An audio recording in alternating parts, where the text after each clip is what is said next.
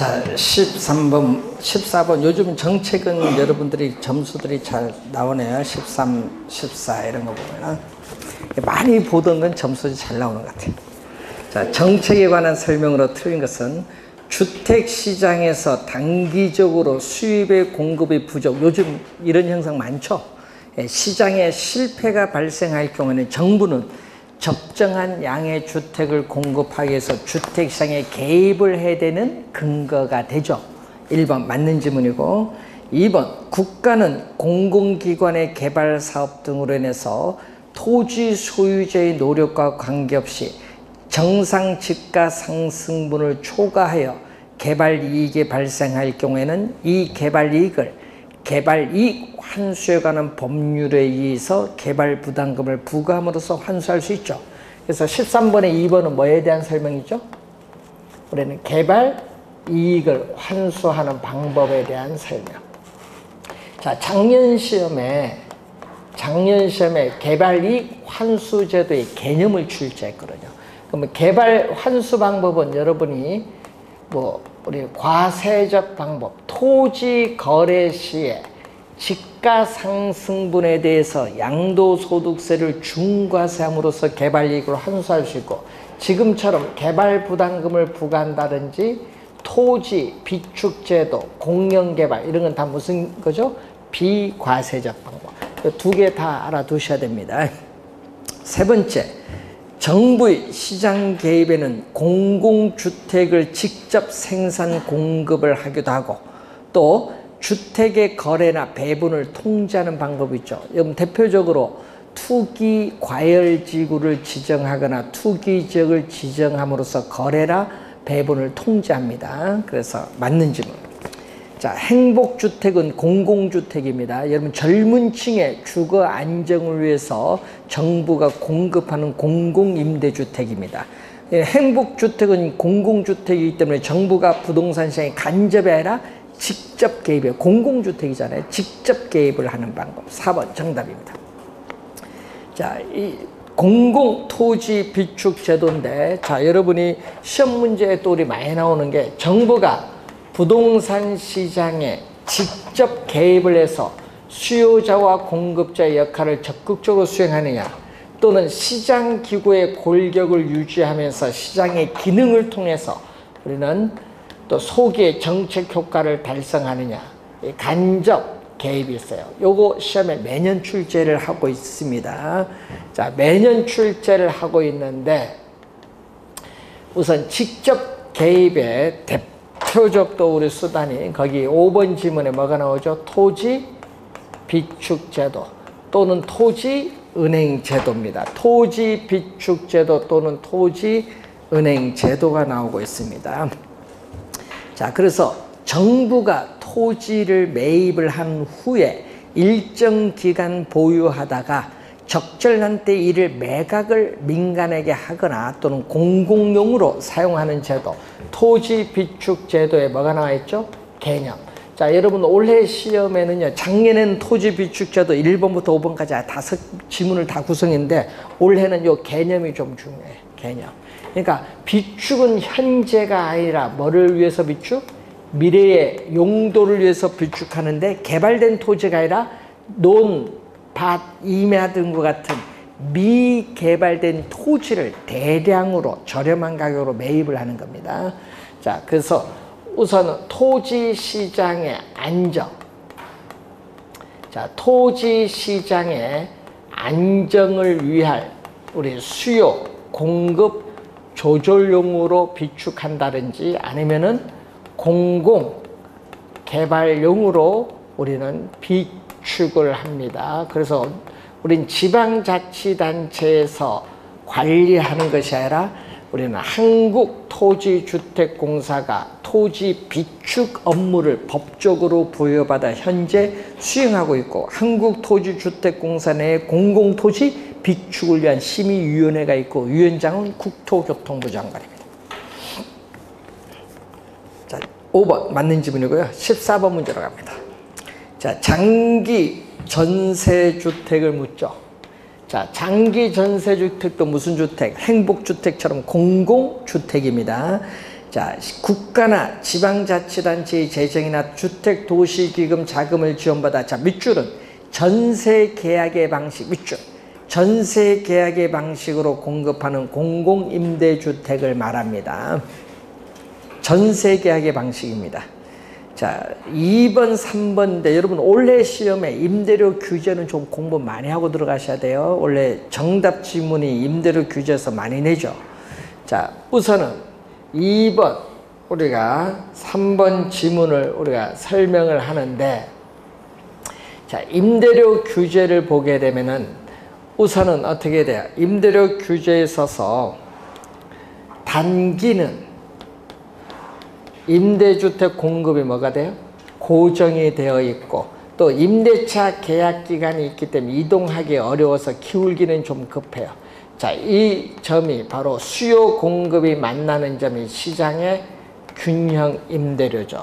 자, 이 임대료가 너무 높으니까 규제를 하는데, 단기에서 장기로 가면은 계약 기간이 끝나서 또 수요가 늘어나니까 완만하고 공급은 변하죠. 우상향을 하죠. 자, 이런 형태가 주어지는데, 문제는 이 임대료가 너무 높으니까 이 임대료보다 낮은 수준에서 규제를 하죠. 규제 임대료가 나오죠. 그러면 이렇게 공급량은 고정이 되어 있는데, 이 규제 임대료 하에서 규제를 하니까 수요량은 이전보다 약간 많아졌어요. 그래서 공급량보다 수요량이 많은 상태를 우린 전문용어로 뭐라고 하죠? 초과 수요. 그러면 단기에는 초과 수요가 이만큼인데 장기로 가면 달라지죠. 자, 수요량은 단기보다 더 많이 증가하죠. 그렇지만은 어떻게 돼? 임대인은 손해를 보기니까 임대주택 시장에 자금 투자를 기피하면서 공급량이 줄어들어요. 공급은 이 정도밖에 안 되지만 사회에서 필요한 양은 이만큼이다 보니까 초과 수요가 이만큼 더 커요. 그래서 단기보다 장기로 갈수록 초과 수요가 더 어떻게 돼요? 발생하죠. 그래서 이러한 초과 수요는 뭐를 형성한다? 장기적으로 암 시장이 형성된다. 작년 시험의 정답이 초과 수요인데 시험에는 과잉 공급으로 출제했습니다. 초과 수요입니다. 2번 맞는 지문. 3번 우리는 장기로 가면은 이 공급량 수준에서 수요자들의 경쟁에서 수요 곡선과 만나는 점, 암 시장에서 형성되는 가장 높은 가격인데 오히려 시장 균형 임대료보다 더 높아서 장기로 갈수록 상당히 불리해요. 그래서 암 시장 임대료, 규제 임대료, 임대료 빨간, 노란 두 개가 있어요. 장기적으로 임대료에 대한 뭐가 형성된다? 이중 가격이 형성된다. 이게 3번 질문. 하여튼 여러분이 임대료 규제는 주의 많이 해두셔야 됩니다. 4번 정부가 저소득층 임차 가구에게 임대료 보조금을 지급을 하면은 해당 주거 서비스가 정상제. 여러분 정상제면은 여러분 임대료 보조받아서 소득이 증가하면 정상제면 소비가 늘어날까요? 줄어들까요? 정상제니까 소비 늘어나죠. 감소한다 그러면 안 돼. 정상제니까 소비는 뭐한다? 증가한다. 증가한다. 4번 정답. 임대료 보조를 받은 저소득층의 주택 소비가 증가하는 것은, 자, 여러분이 저소득 임차인이 임대료의 일부를 현금으로 보조받으면요, 현금 보조액만큼 뭐가 높아요? 실질 소득이 높아지면은 임대주택 소비가 늘어나요. 이것은 소득 효과야. 또 여러분이 뭐가 돼요? 또 보조를 받게 되면은 어떻게 돼요? 보조받게 되면은 또 임대주택에 있어서의 임대료가 상대적으로 하락한 셈이 돼서 또 임대주택 소비가 또 늘어날 수 있어요. 자, 그런 효과도 있다는 거. 그래서 이 소득 효과와 대체 효과인데, 그래서 보조를 주면은 다른 상품의 가격은 상대적으로 비싸고 임대주택 임대료는 상대적으로 싸니까 임대주택 소비가 늘어나는 뭐가 있다? 대체 효과가 있습니다. 그래서 맞는 지문입니다. 자, 15번 여가 과정에 대한 내용인데 이것도 많이 틀리대요. 안 풀어보다가 또 풀면 또 틀린가 봐요. 자, 여과는 뭐죠? 필터링 과정이라고 해요. 이 필터링 과정인데 여가가 좀 용어가 어려워요. 주택의 무슨 형상? 순환. 그런데 순환하는데 주택은 고정되어 이동을 할 수 없는데 순환이라는 것은 그 주택에 살고 있는 사람들이 이사를 가야 돼. 이사를 가려면 뭐가 있어야 되죠? 빈집, 공가가 있어야 이사를 가요. 그래서 공가가 연쇄적으로 나타나야 순환이 이루어지기 때문에 공가의 연쇄가 주택 여가 과정을 구성하는 중요한 요소가 됩니다. 자, 그래서 1번 공가, 빈집의 발생은 주택 여가 과정의 중요한 구성 요소 중 하나다. 1번 맞고 2번 여가 과정은 시간이 경과함에 따라 주택의 질적 수준과 주택에 거주하는 가구의 소득이 어떻게 변화하는지를 설명하는 이론을 말합니다. 자, 그래서 여가 과정은 크게 우리는 두 가지가 있어요. 하나는 상향 여가. 여러분 시험 문제 보면요, 이 상향 여가와 또 뭐가 하향 여가가 상당히 자주 나오죠, 개념. 자, 그리고 주거 분리는 도시 내에서 고소득층, 저소득층 분화가 되어 소득 계층이 분화돼서 거주하는 형상, 개념이죠. 그러니까 도시 내에서 고급 주택적과 저급 주택적이 서로 분리되는 현상을 말합니다. 그래서 주거 분리 형상은 도시 전체적인 측면에서뿐만 아니라 지리적으로 가까운 근린 지역에서도 발생하는 형상입니다. 3번 개념 맞습니다. 4번 여가 과정이 원활하게 작동하는 주택 시장에서는 이 모든 소득 계층의 소득이 일정하게 유지가 될 경우에 고소득층을 겨냥한 신규 주택 공급하면 어떻게 돼요? 여러분 신규 주택 공급하면 어떤 현상이 벌어져요? 신규 주택을 공급하면요, 여러분 노후화된 고급 주택 지역에 노후화된 주택에 살고 있는 고소득층이 신규 주택으로 이동을 해. 이동을 하면요, 요 살던 주택은 어떻게 돼요? 고소득층이 이 노후화된 고급 주택에 살던 이 주택은 누구에게? 한 단계 낮은 소득이 여기로 이사를 또 와. 그럼 또 여기 또 비잖아요. 또 비면 또 이거보다 소득이 낮은 계층이 또 이사 와. 그래 이렇게 소득 낮은 계층이 계속 이렇게 올라오거든요. 그러니까 신규 주택으로 이동하니까 계속 연쇄적으로 이동이 일어나요. 주택 질적 수준은 원래의 수준과 동일해요. 변화가 없어요. 유지된다는 얘기예요. 그래서 맨 끝에 뭐가 중요한 거다? 유지. 모든 가구들의 주거 수준이 뭐가 돼? 유지되는 거예요. 연쇄적으로 이렇게 이동해 가거든. 이렇게 유지된다. 유지가 포인트. 맨 끝에. 자, 고소득층 주거지역으로 저소득층이 들어오면 어떻게 돼요? 자, 여러분 고급 주택 지역으로 들어오는 거죠. 자, 여러분 고소득층이 어떻게 돼요? 주거 환경이 좋은 신규 주택이 공급되는 지역으로 이사를 가면요, 뭐죠? 노후화지역, 고급 주택 중에서 노후화된 주택은 누가? 저급 주택에 사는 저소득층 가구가 아까 이사를 와야 되니까 들어오는 걸 뭐죠? 침입이잖아요. 침입. 뭐에 따르는? 하향 여가에 따르는 뭐가 발생한다? 침입이 발생한다. 그러니까 여러분 상향이 아니라 무슨 여가? 하향. 하향 여가에 따르는 침입이 발생했어요. 그래서 이 지역은 점점 계속 들어오면 뭘로 들어와? 점점 들어오면은 이 지역이 저급주택 쪽으로 바뀌는 형상을 천이라고 하죠. 자, 그 내용이죠. 그래서 여러분이 고소득층이 사용하는 고급 고가주택이 물리적 기능적으로 쇠락해서 저소득층으로 넘어오는 것을 뭐라고 한다? 하향 여가고, 일반적으로 우리는 여가 과정이라면 뭐를? 하향 여가의 형상을 의미합니다. 5번 정답. 상향이 아니라 하향. 상향은 여러분 여기 재개발 많이 하나요? 그게 상향이잖아요. 저소득층이 거주하는 저급 저가주택이 수선을 할 거 아니에요. 재개발한다든지 철거를 하든 뭐를 하든 수선을 하든 뭐를 한다. 재개발하면 가격이 비싸죠. 저소득층 못 들어오죠. 누구한테 가야 돼? 고소득층으로 바뀌잖아요. 이게 상향여과지. 여러분 재개발하는 건 상향여과.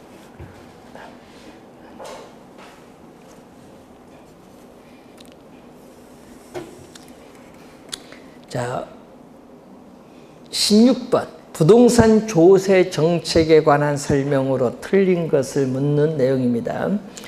자, 임대주택에 재산세가 중과되면은 증가된 세금은 장기적으로 임대료 인상을 통해서 임차인에게 떠넘기죠. 전가될 수 있습니다. 1번 맞고, 공급 곡선이 수요 곡선에 비해서 더 탄력적이다.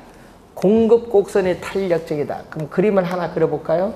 공급 곡선이 더 탄력적이면은 그림을 그리면 이런 형태의 그림.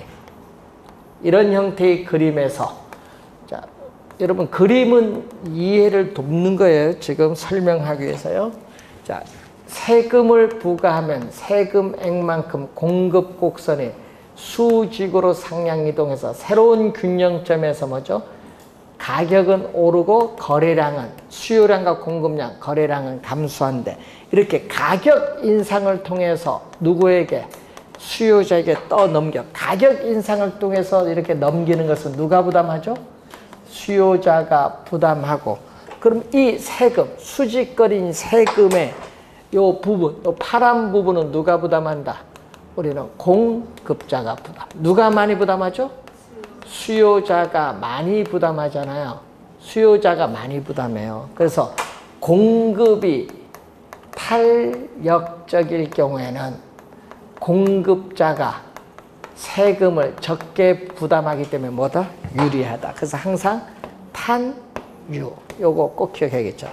이런 그림 안 그려도 바로 답이 나올 수 있도록 탄유. 탄력적일수록 세금을 적게 부담하기 때문에 유리하다. 2번 정답.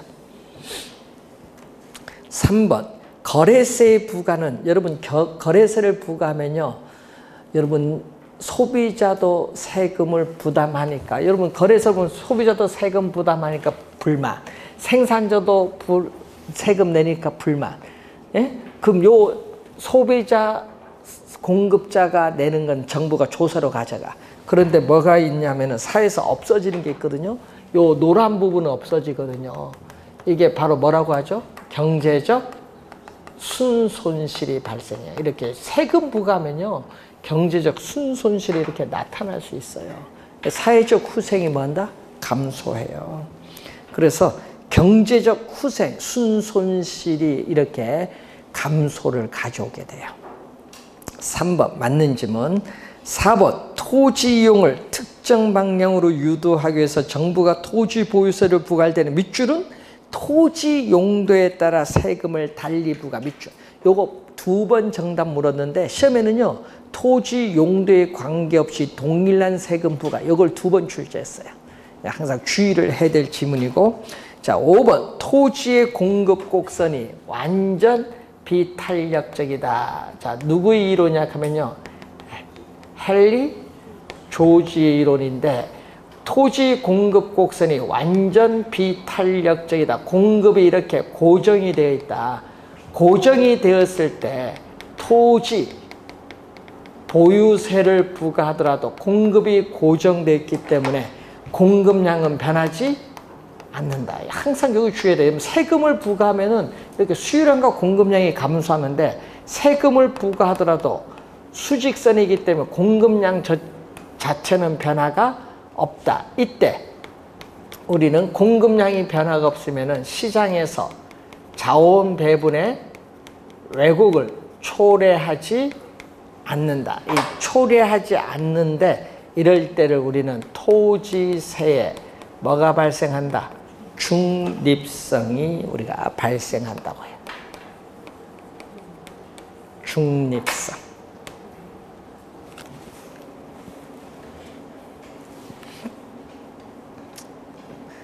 우리 경제론에 이런 것들, 화폐의 중립성이라는 것들거든요. 금융시장의 실물에 영향을 안 미치면 중립성입니다. 그래서 이런 거 영향을 미치지 않는 거예요. 외국을 초래하지 않는 외국은 토지 세금의 중립성이라고 해요. 자, 용어 하나 더 배우셨습니다. 17번 문제. 자, 부동산 투자에 관한 설명으로 드린 것은 투자 금액 대비 차익비율. 여러분 거기 또 용어로 쉽게 LTV로 주어졌어요. 자, 투자 금액이 뭐죠? 부동산 가격. 자, 투자 금액이 부동산 가격에 대한 차익금. 여러분 차익금이 바로 뭐죠? 대출금이죠. 요 비율이 뭐다? 높다는 것은 부동산 가격, 투자 금액 대비 뭐가 높아요? 우리는 대출금이 높죠. 그러면은 투자에 뭐도 커진다? 지렛대 효과도 뭔다? 커진다. 지렛대, 레버리지 효과 커진다. 이 질문 또 자주 내죠. 여러분 대출금이 이전보다 많아지면 또 원리금 상환 부담도 뭐 높아진다는 거. 자, 2번 유동성 위험인데 여러분 투자의 위험에서 올해 개념 출제 유형 나오거든요. 좀 주의해 두시고 유동성 위험이란 대상 부동산을 처분하여 현금화하는 과정에서 발생하는 시장 가치의 손실의 가능성을 말합니다. 유동성 위험 개념을 묻는 내용이죠. 맞는 지문입니다. 자, 3번 투자자의 요구 수익률은 체계적 위험이 증대됨에 따라 어떻게 돼요? 상승을 한다. 자, 한번 볼까요? 자, 3, 4번 지문을 한꺼번에 설명하는데 요구 수익률은 위험을 전혀 수반하지 않을 경우에 얻을 수 있는 수익률인 무위험률에다가 증대되는 위험에 대한 대가인 위험 할증률을 가산한 건데, 자, 거기에 어떻게 돼요? 4번에 보시면 위험 할증률이 요거 오르면 뭐도 오른다? 요구 수익률도 올라요. 4번 정답이고요. 또 무위험률, 국채 수익률이 오르면 또 요구 수익률도 또 올라. 이 얘기죠.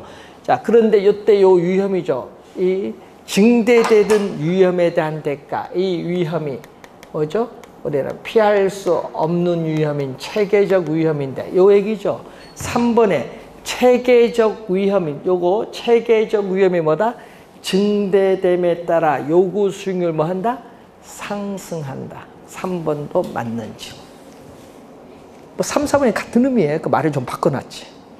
자, 4, 5번 미래 현금 흐름 예측에 영향을 주는 요소 중, 자, 여러분 미래 현금 흐름의 예측에 영향을 주는 요소 뭐가 있어요? 영업 경비, 공실률, 임대료 뭐 이런 게 있죠. 요거는 독립 변수야. 그리고 수익성은 무슨 변수? 종속 변수. 수익성이 어떻게 변동하는지 분석함으로써 그 요소의 영향을 검토하는 5번을 우리 뭐라고 하죠? 민감도 분석. 독립 변수와 종속 변수 나오면 무슨 거죠? 회귀 모형을 가지고 분석합니다. 무슨 모형을 가지고? 회귀 모형을 가지고 분석을 한대. 이 민감도는 우리는 회귀 모형에서 회귀 개수를 말하는데 민감도가 높을수록 그 투자의 위험도 높다는 것을 알면 되겠습니다. 18번. 자, 대상 부동산에 있어서의 시장 가치가 5억 원. 시장 가치가 부동산 가격입니다. 시장 가치 부동산 가격 5억인데 기대 수익을 예측한 결과 다음 표와 같았다. 기대 수익률 얼마냐? 자, 우선 순 영업소득의 기대치를 구해야겠죠. 자, 순 영업소득의 기대치, 기대값, 평균값은 얼마냐? 자, 금리가 인하될 경우는 얼마죠? 금리가 인하될 경우에 1억 원. 금리가 불변일 경우에는 1억 2천만 원. 그리고 금리가 인상될 때는 8천만 원이 주어졌다. 자, 이렇게 주어졌는데, 자, 여기서 뭐가 나오죠? 우리는 사상이 발생할 확률 50%죠. 금리 인하될 경우 100%에서 50%고, 여기는 불변은 100%에서 30%. 여기는 100%에서 20% 금리가 인상될 확률. 가중친 확률을 곱해주면 되죠.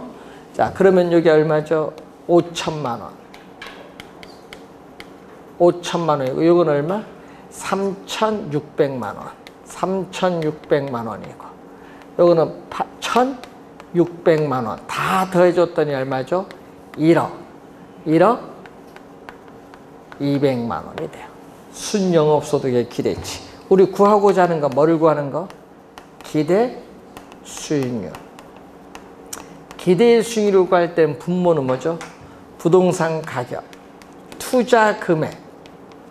자, 분모는 투자 금액, 부동산 가격인 시장 가치 얼마다? 시장 가치 얼마? 5억 원에서 순영업소득의 기대치가 들어오는데 얼마죠? 1억 200만 원이 들어오면 되는데 퍼센트로 가겠죠. 자, 여러분 율은 퍼센티지니까 곱해줬더니 몇 프로? 20.4%. 1번 정답.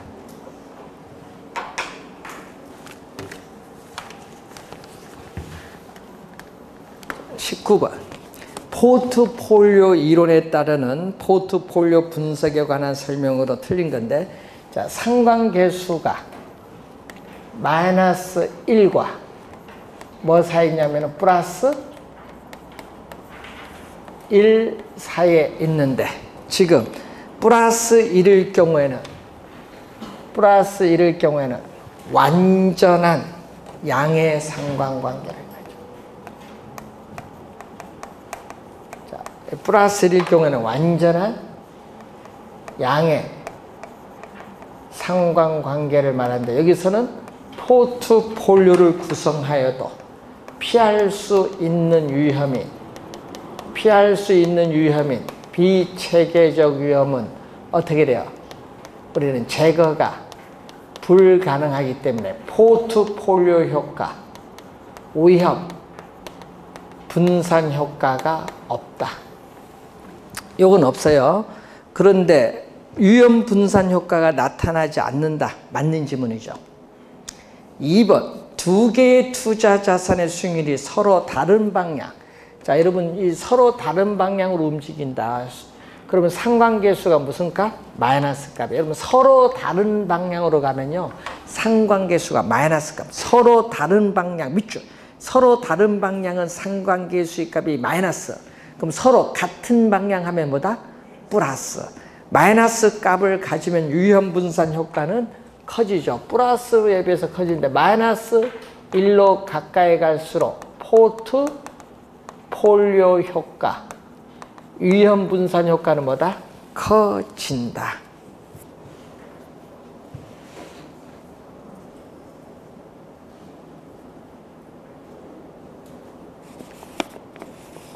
(3번) 한 투자자에게 최적인 포트폴리오가 다른 투자자에게는 최적이 아닐 수 있다.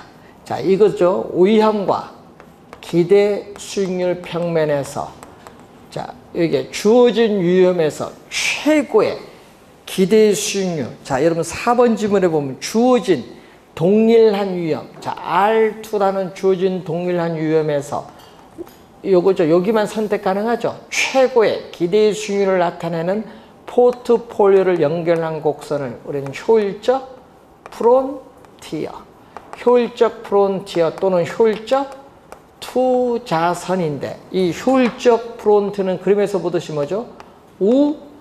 우상향을 하죠. 자, 이 투자자의 위험에 대한 태도를 나타내는 여기 바로 무차별 곡선이에요. 자, 무차별 곡선과 효율적 프론티어가 접하는 점이 바로 투자자의 기대 효용을 극대화시켜주는 우리는 최적 포트폴리오인데, 자, 무차별 곡선의 기울기가 이렇게 완만하면은 공격적인 위험 회피형 투자자고, 무차별 곡선의 기울기가 이렇게 급하면은 뭐다? 요거는 우리 보수적인 위험 회피형 투자자입니다. 그러면은 공격적인 위험 회피형 투자자는 요게 최적이고, 보수적인 요게 최적이 아니라 요게 최적이야. 그렇죠? 그래서 한 투자자에게 최적인 포트폴리오는 다른 투자자는 이게 최적이 아닐 수도 있어요. 이게 최적이지. 왜냐? 무차별 곡선이 서로 뭐 하기 때문에? 다르기 때문에. 투자자의 위험에 대한 태도를 나타내는 무차별 곡선이 서로 다르기 때문에 그렇습니다. 자, 3, 4번 맞는 질문이고 5번. 인플레이션, 경기 변동의 체계적 위험은 시장에 존재하는 모든 부동산에 영향을 미치기 때문에 피할 수 있다 없다? 없다. 제거 불가능. 제거 가능이 아니라 제거 불가능. 피할 수 없는 위험입니다. 자, 20번.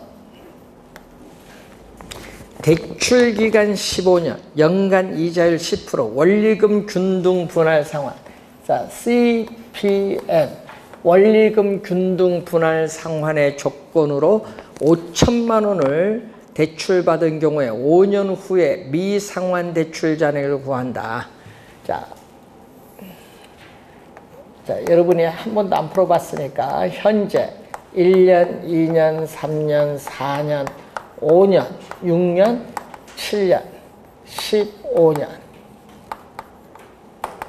자, A는 원리금 상환액. 원리금 균등 분할 상환 방식이니까 A는 원리금 상환액이에요.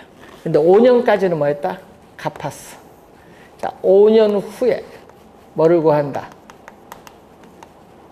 융자 잔고, 미상환된 원금, 미상환 대출 잔액 구합니다. 그러면 6년이 5년 쪽으로 할인해 들어와야죠. 5년 중도 상환 시에 얼마 구하냐? 5년 시점으로 할인해야 돼. 그럼 얼마? 기간이 1년이에요. 1 플러스 0.1ms 1스. 그럼 7년 차도 할인해 들어옵니다. 기간이 몇 년? 이자율은 10%니까 기간 2년 제곱. 들어오면은 15년도 할인해 들어옵니다. 얼마? 몇 년? 10년. 자, 그러면 A라는 공통인수를 묶어내면은 1 플러스 0.1의 1승분의 1 가서 마지막 1 플러스 0.1의 10승분의 1인데 이게 뭐냐? 자, 매 기간 동일한 금액. 자, 여러분 매 기간 동일한 금액 A1을 5년 현재 중도 상환 시점 일시불로 환원한 금액을 구해주는 이 개수를 중도 상환 시점에 일시불로 구해주는 개수를 연금의 현가 개수 10% 몇 년? 10년. 10년은 뭐죠? 중도 상환 시점에서 만기까지 남아있는 무슨 기간? 잔여 기간에 연금의 현가 개수에 뭐를 곱해주면? A를 곱해주면 구할 수 있어요. 자, 그런데 문제는 뭐를 구하라? 미상환 대출 구하는데 잔금 비율은 얼마? 잔금 비율은 대출금에서 미상환된 원금, 융자 잔고가 차지하는 비율이에요. 예? 잔금 비율은. 그러면 융자 잔고 요걸 구하는 거죠. 융자 잔고는 얼마? 융자 잔고는 대출금 얼마죠? 지금 문제에서 대출금 얼마? 5천만 원. 대출금 5천만 원에 뭐를 곱해주면 돼? 잔금 비율을 곱해주면은 융자 잔고 구할 수 있어요. 그러면 잔금 비율은 얼마? 대출금 A는 원리금 상환액에 뭐를 곱해주면? 대출금은 원리금 상환액 A에 연금의 현가 개수인데 10% 몇 년? 15년. 이때 15년은 대출기간 만기를 얘기하고 융자 잔고는 A 플러스 연금의 현가 개수 10% 몇 년? 10년. 이때 요 10년은 중도 상환 시점에서 만기까지 남아있는 잔여 기간이야. A는 약분되니까 요것이 잔금 비율이죠. 그러면 5천만 원에 잔금 비율 얼마? 부모 얼마? 그 C 분자 B 요게 들어오면 되지. 1번 정답. 21번 대상 부동산의 순영업소득은 자, 연평균 임대료가 얼마죠? 5,000원. 자, 5,000원. 연간 평균 임대료인데 연면적은 1,800제곱미터에다가 뭘 곱해준다? 곱해주는 것은 유효 임대 면적 비율은 80%, 연면적 대비 80%, 0.8을 곱해주면은 여기에 720만 원이 나오는데 이것이 바로 뭐죠? 가능 총소득. 가능 총소득. 자, 그럼 가능 총소득에서 뭐를 뺀다? 우리는 평균 공실률 몇 프로? 10%. 720만 원에 10%를 해주면 72만 원을 공제를 해주면 뭐가 나오죠? 유효 총소득이 648만 원이 나오죠. 영업경비는 유효 총소득의 또 몇 프로? 우리는 50%를 곱해줬더니 324만 원이 나오는데 주의해야 될 것은 여러분 영업경비는 감가상각비가 포함되지 않는다. 지금 감가상각비 포함됐어요. 얼마? 100만 원. 자, 그래서 여러분 요게 지금 요 값이 무슨 값이야? 지금 이 값이 324만 원 영업경비거든요. 영업경비는 감가상각비가 포함이 되어 있지 않아요. 근데 감가상각비가 324만 원에 포함이 되어 있어요. 그럼 빼줘야 돼. 감가상각비를 제외해 줘야 돼요. 얼마? 100만 원을 제외해 줘야 돼. 감가상각비를 제외를 해주면은 돼요. 그럼 얼마? 224만 원이 되겠죠. 그럼 648만 원에서 220 빼니까 얼마? 224 빼니까 424만 원이 순영업소득. 2번 정답. 자, 22번. 부동산 투자 분석 기법에 관한 설명으로 튼 것은 투자의 가치를 측정하는 데 있어서 화폐 시간 가치를 고려한 방법은 할인 현금 흐름 분석법이죠. 순현재 가치법, 내부 수익률법, 수익성 지수법은 되는데 뭐는 안 돼요? 회계적 이익률법은 안 돼요. 회계적 이익률법, 단순 회수기간법은 정통적 분석기법으로서 화폐 시간 가치를 고려하지 않습니다. 회계적 이익률법이 들어가서 틀린 지문. 1번 정답. 자, 2번 순현재 가치가 영인 당일 투자일 경우에, 자 여러분 순현재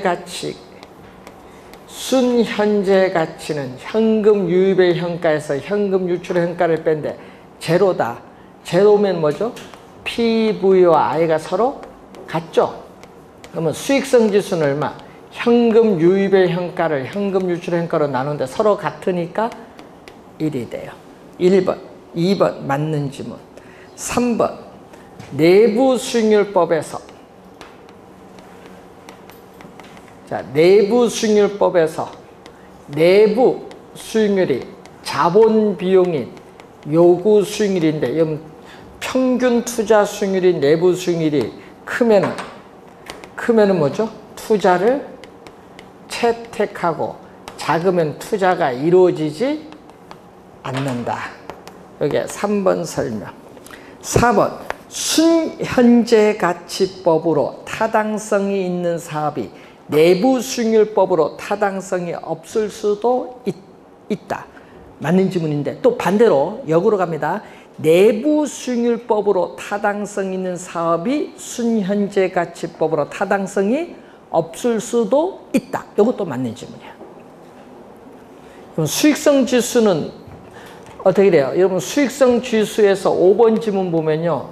수익성 지수는 분모 분자로 주어질 때는 항상 뭐를 기준? 1을 기준 판다. 1보다 크면 어떻게 돼요? 현금 유입의 현가가 현금 유출의 현가보다 크니까 투자를 뭐 한다? 채택을 해요. 항상 뭐를 기준? 분모 분자로 주어지면 1을 기준. 그래서 5번 맞는 지문인데 자, 4번 지문 한번 보세요. 자, 여러분이 이게 플러스 마이너스인데 A 투자안에 순현가 곡선이 주어졌어요. 자, 내부 수익률 M, 요구 수익률 R이다. 자, 요거는 B 투자입니다. 자, 여러분 요 점이 바로 뭐죠?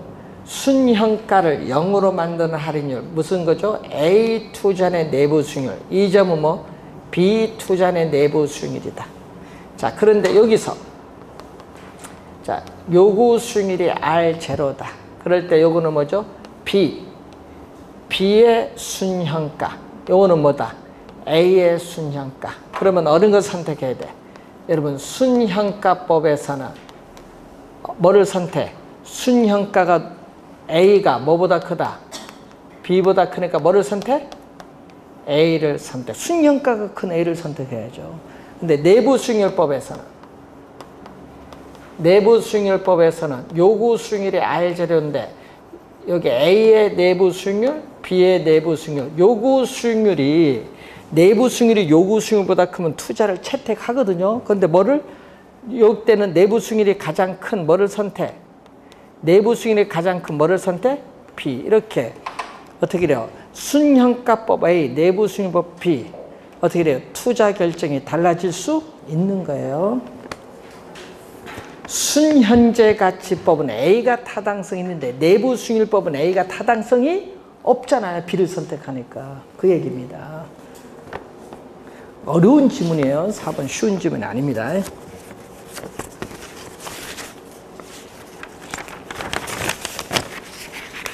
자, 23번 문제로 갑니다. 자, 부동산 투자와 관련한 재무 비율과 승수를 설명한 것으로 틀린 것. 동일한 투자인 경우에 일반적으로 세후 현금 수지가 세전 나오죠. 자, 세전은 뭐예요?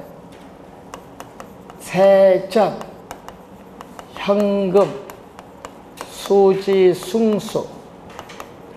세후, 현금, 수지, 승수 비교하면은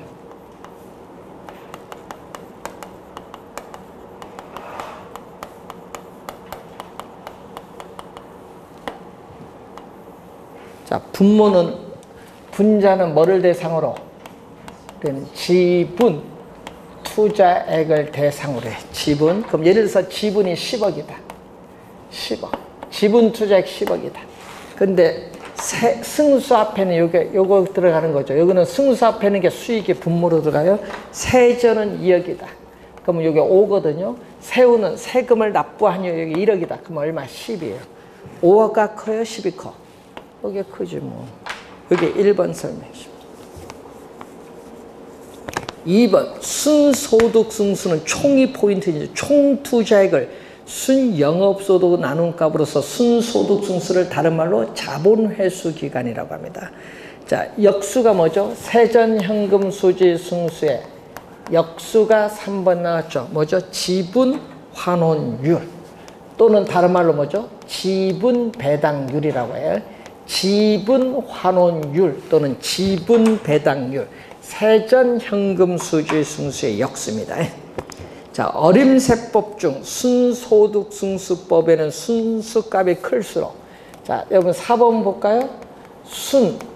순소득 승수는 아까 얘기했지만 총 투자한 금액, 총 투자한 금액을 순영업소득 가지고 회수하는 데 소요되는 기간이거든요.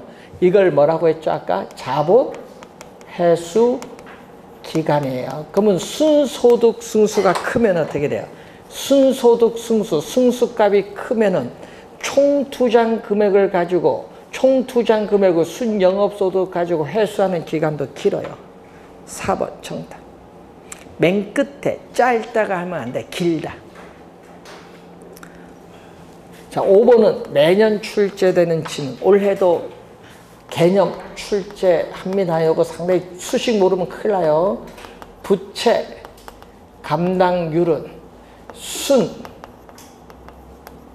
영업소득이 부채 서비스액 원리금 상환액이 얼마가 되죠? 작년에 다 출제했죠. 작년에 1보다 큰 거, 1보다 작은 거 작년에 다 출제해서 둘 다.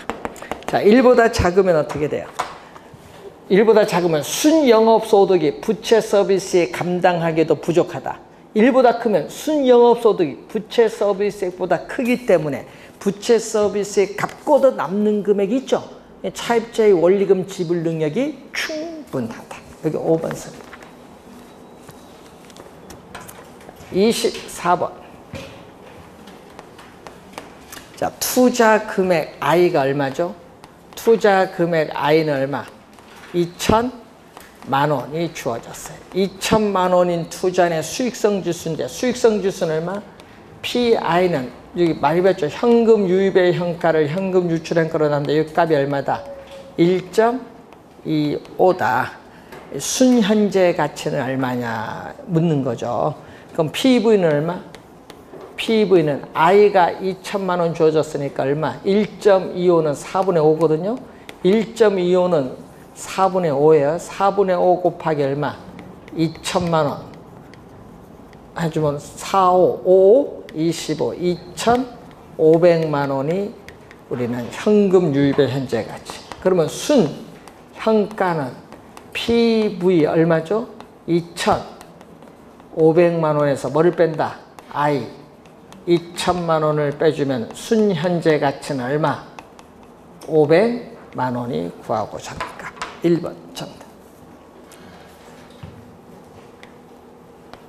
25번 문제로 갑니다. 주택 저당 대출을 설명한 것으로 옳은 것은 점증 상환은 원리금 균등 분할 상환에 비해서 대출금 횟수가 빠르지 않아요. 여러분 어떻게 돼요? 우리는 가장 느려요.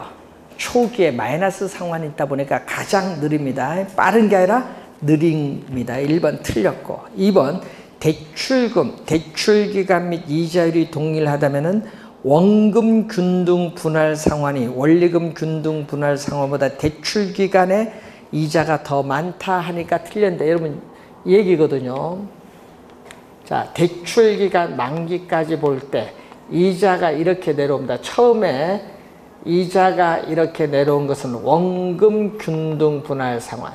처음에는 아직 돈 안 갚았기 때문에 이자는 똑같거든요.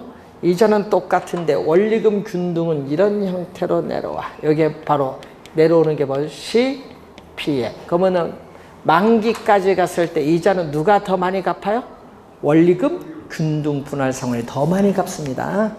2번 틀렸고 3번 대출자는 시장 이자율 변동에 따르는 손실 위험을 피하기 위해서 금리 변동 위험을 차입자에게 전가시킬 수 있는 뭐를? 변동금리 대출을 선호해. 고정금리에게는 변동금리 대출을 선호합니다. 자, 한국주택금융공사 보금자리론의 대출 금리는 양도성 예금 증서가 바로 뭐죠? 기준금리죠. 기준금리에 뭐를 더한다? 가상금리를 더한 변동금리 틀렸습니다. 여러분 한국주택금융공사의 보금자리론은 대출 실행일부터 만기까지 고정금리, 고정금. 변동금리가 아니라 고정금. 그래서 4번 정답이죠. 5번이 정답이. 네, 시장 이자율이 대출 이자율보다 낮으면 어떻게 돼요? 여러분 약정 이자율, 계약 이자율, 저당 이자율보다 낮으면은 높은 대출 금리로 갚으면 차입자는 뭐다? 손해니까. 차입자는 지금 손해를 보니까 손해를 보지 않기 위해서는 만기가 되기 전에 뭐다? 조기 상환하는 것이 유리하겠죠. 여기 5번 선. 여러분 그 5번 지문은요. 우리가 6회 7회 2년 연속 정답으로 물었어요. 그래서 정답 지문으로 많이 나오는 지문. 조기 상환 요거는 정답 지문 많이 나옵니다. 그래서 잘 공부해 두셔야 됩니다. 26번 다음과 같은 조건 하에서 2차 년도 두 번째 해 이자만 구하라. 무슨 조건? 문제는 CPM. 원리금 균등 분할 상환 조건. 자, 그러면은 원리금 상환액은 얼마? 자, 원리금 상환액은 대출금 얼마죠? 대출금 1억 원. 1억 원에 뭐를 곱해준다? 월 저당 상수 곱해줘야죠. 자, 월 저당 상수가 주어져. 지금 우리 매월 구해야 되니까. 자, 월 저당 상수가 주어졌어요. 얼마? 뭐 연간 단위네. 매년 연 저당 상수가 주어진다. 얼마? 0.117. 그럼 얼마죠? 1170만 원. 1170만 원. 그럼 여기 얼마 나온다? 1170만 원이 매년 원리금 상환액이죠. 자, 1회차 갑니다. 1회차. 이자부터 구해야 돼요. 이자는 얼마? 이자는 융자 잔고. 미상환된 원금은 처음에 돈을 안 갚았기 때문에 대출금 얼마? 대출금 1억 원에 연이자율 몇 프로? 10% 곱해줬더니 얼마죠? 1000만 원. 1000만 원이니까 원금은 원리금 상환액 1170만 원 원리금 상환액에서 뭐를? 이자 1000만 원을 빼줬더니 얼마죠? 170만 원 원금 갚았어요. 그럼 2회차 이자 구하는 거죠. 이자는 얼마? 융자 잔고는 얼마에서? 대출금 1억 원에서 얼마 갚았어요? 170만 원 갚아서 여기다가 이자율 10%를 곱해준다. 얼마 나와요? 이게 9,830만 원이죠. 그러면 10% 0.1을 곱해주니까 983만 원. 정답은 3번 정답이 되겠습니다. 자, 잠시 쉬고 27번부터 하겠습니다.